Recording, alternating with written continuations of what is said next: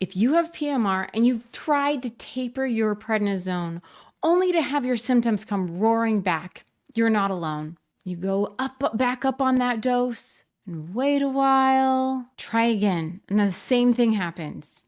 After the second or third time of having to go back, you start to wonder if you're ever going to get off of this medication. What if I told you that what may look like a PMR flare during your prednisone taper isn't always just the PMR coming back? For many people with polymyalgia rheumatica, it's also your body sounding an alarm about something entirely different, something nobody warned you about when you started taking prednisone. Here's what I want you to picture. Your adrenal glands are like a factory that makes cortisol, your body's own natural steroid. When you take prednisone, that factory essentially shuts down. And then when you try to taper, when you try to restart the factory, most doctors are focused on the shutdown. What nobody talks about is whether the factory has what it needs to get started again.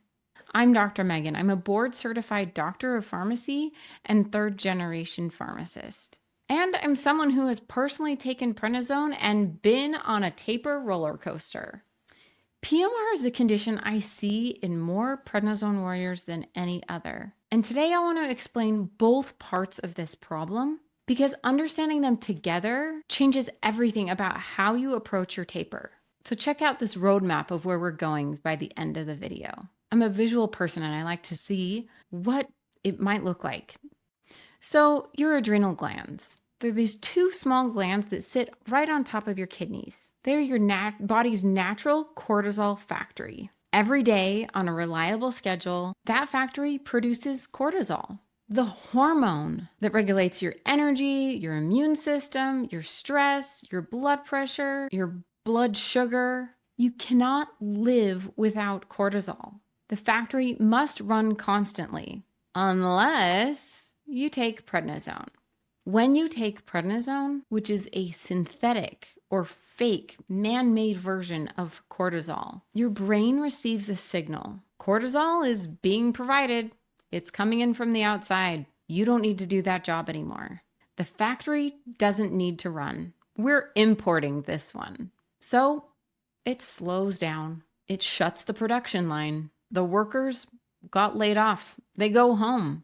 This is called adrenal suppression, and it happens to virtually everyone who takes prednisone long enough.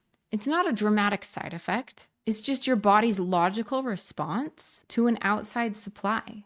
The problem is when you try to turn the factory back on, because now you are saying, we're going to turn down the imports and start trying to make it ourselves. So why PMR patients' factories have been closed the longest and why this is the most important for people with PMR. The average PMR patient is on prednisone for at least 12 to 24 months. On average, it's even longer than that. And for many of you, it's even longer. About 20% of people are still on prednisone 5 years after PMR diagnosis. That means that your factory has been shut down longer than almost any other patient group. The longer the closure, the harder the restart. The workers found new jobs. The machinery is rusting. The equipment hasn't been run or oiled. And the factory needs time and resources to come back online at every step of the taper. Add to that the typical PMR patient's profile is predominantly female and over 60, means that you're often managing other conditions in addition to PMR. All of these factors slow the restart. So when your dose drops during a taper and your adrenal glands haven't restarted quite enough yet to keep up, your cortisol level falls and the symptoms that follow, fatigue, achiness, stiffness, just feeling awful, can look almost identical to a PMR flare. It can be really hard to tell the difference. Your doctor might see these symptoms, call it a flare, and say, let's raise the dose again. That means your factory closes yet again, and the cycle continues. Sometimes it really is a PMR flare. But sometimes it's just a factory struggling to reset and restart. And those two situations do need different responses. The clue is in your labs.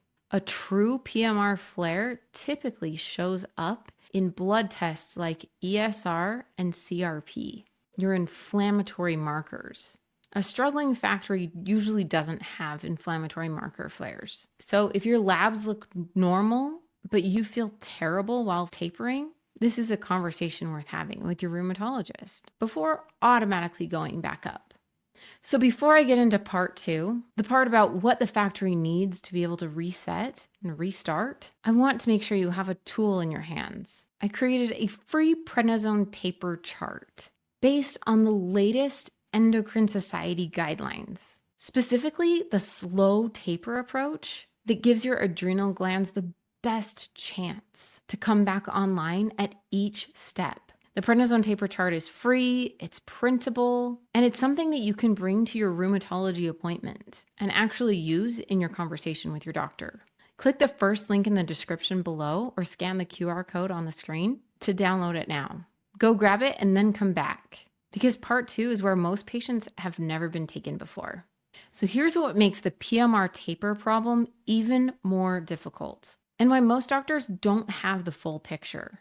Prednisone doesn't just shut the factory down. While it's been running, prednisone has also been depleting the factory's resources, the raw materials, the equipment, the things the factory needs to properly restart and continue running properly when the time comes. This is a documented pharmacological mechanism. It's not controversial. It's not alternative medicine. It's in the clinical literature. Prednisone changes how your body absorbs, uses, and excretes certain nutrients. And some of the nutrients being depleted are specifically the ones your adrenal glands need and depend on to produce cortisol again. So you've been asking the factory to restart, while the medication that shut it down has also been draining the resources that it needs to run. Kind of like embezzling from your boss while he's put your factory on hold. That's the real reason why tapering is so hard for PMR patients. And it's the part almost no one explains. Every factory needs something to fire up production. For your adrenal glands, vitamin C plays that role. This is published in the American Journal of Clinical Nutrition. When researchers measured what happens inside the human adrenal gland during cortisol production, they found that vitamin C is released from the adrenal gland right before cortisol. It actually precedes the cortisol surge. Adrenal glands are unusually rich in vitamin C if they're healthy. And vitamin C acts as a cofactor for the enzymes involved in cortisol synthesis. Vitamin C isn't just nearby, it's part of the process. Prednisone depletes vitamin C. So the medication that is shutting down your factory is also taking away the spark your factory needs to fire back up. That's a compounding problem. Next, a factory without workers can't produce anything, no matter how good the equipment is. For your adrenal glands, B vitamins are the workers on the production line. Cortisol synthesis requires a compound called acetyl coenzyme A. B vitamins are precursors to acetyl-CoA. They're what the body uses to build the molecule that the entire steroidogenesis pathway runs on. Research shows that B vitamins are directly involved in the production process, and that supplementation enhances the adrenal gland's ability to respond to the signal to produce cortisol.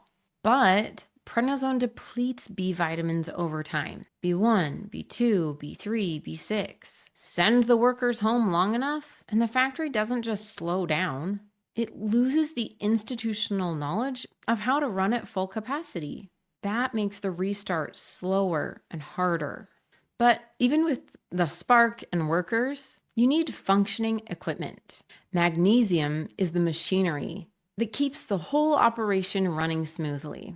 Magnesium plays a documented role in regulating the hypothalamic pituitary adrenal axis, the management system that tells your adrenal factory when and how much to produce. Research shows that magnesium deficiency is associated with dysregulated cortisol patterns, a factory that misfires, overproduces at the wrong times, or can't respond appropriately to demand. Prednisone increases magnesium excretion through the kidneys. You're peeing it out because of prednisone. The machinery is being worn down while the factory sits idle. And many of the symptoms that PMR patients describe, muscle cramps, poor sleep, fatigue, mood changes, are also symptoms of magnesium depletion. Two things happening at the same time with overlapping symptoms. Finally, even if you have the spark, the workers, and the machinery, the factory has to be in a condition to operate. Vitamin D determines whether the factory itself is fit for production. Vitamin D is technically a steroidal hormone. It speaks the same biochemical language as cortisol. They're structurally related. They're cousins chemically. Research shows that adrenal tissue expresses vitamin D receptors, meaning that the adrenal gland is directly responsive to vitamin D status. Studies find that vitamin D deficiency correlates with abnormal cortisol rhythms and may impair what researchers call adrenal resilience, the factory's ability to respond when called upon. Yet, prednisone impairs vitamin D absorption in the gut and increases excretion. A factory with depleted vitamin D isn't broken, but it's operating in a compromised facility. The restart is harder. The output is less reliable. So here's the full picture of why tapering prednisone is so hard for PMR patients. Prednisone shuts the factory down. While the factory is closed, it depletes the spark, sends home the workers, wears down the machinery, and lets the facility deteriorate.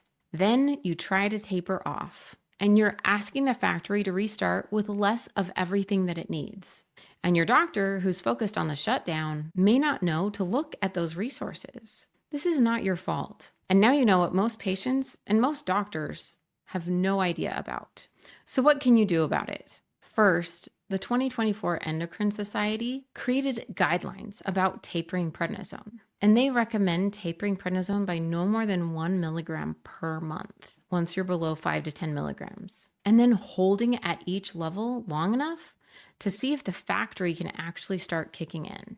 Signs that the factory is struggling rather than your PMR flaring: extreme fatigue, dizziness, especially when you stand up, nausea, feeling flu-like, even when your labs look normal. Flag this with your doctor or your rheumatologist before going back up on your dose. And my taper chart in the description below goes through all of the options of how you can taper step by step. So the second action you can take is to resupply the factory. Ask your doctor to check your vitamin D status. That's in the guidelines too, especially if you've been on prednisone for more than a few months. If your doctor doesn't have a vitamin D test, I have one in the description below. You can order it yourself. Think proactively about what you're doing to replenish what prednisone is taking. The spark, the workers, the machinery, the factory itself, all of them need attention, not just the tapering schedule. You now understand something that most PMR patients and doctors never find out about: the factory shutdown and the resource depletion that makes the restart so hard. That's the two-part mistake, and now you know both parts. But here's what I haven't covered yet. Prednisone is doing several things to your body at the same time, things that go beyond just the adrenal glands. Prednisone is affecting your bones, your blood sugar, your sleep. Most patients find out about these things only when things have already gone terribly wrong. So there's a reason I made an entire video on this topic. It's the most important one I've ever made on this channel for someone on long-term prednisone.